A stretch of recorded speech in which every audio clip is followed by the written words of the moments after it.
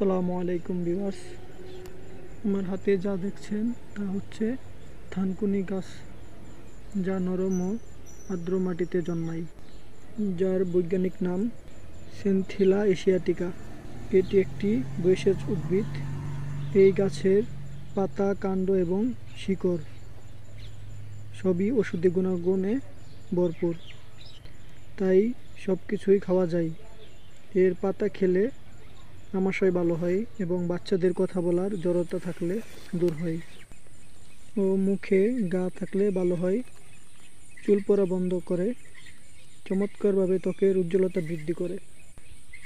আপনারা জানলে অবাক হবেন যে জাপানি ত্বকের অনেক কসমেটিক্স তৈরিতে এই গাছের ব্যবহার হয়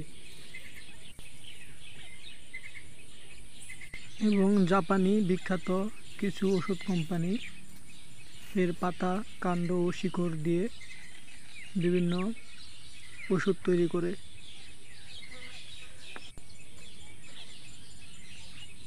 আমাদের দেশে অনেকেই এই গাছ দিয়ে শাক ও ভর্তা করে খায়, তাতে খাদ্য চাহিদা পূরণ হয়। আমার ভিডিও যদি আপনাদের কোনো কাজে আসে তাহলে লাইক, কমেন্ট এবং শেয়ার করবেন এবং পাশে থাকার জন্য সাবস্ক্রাইব করবেন। ধন্যবাদ।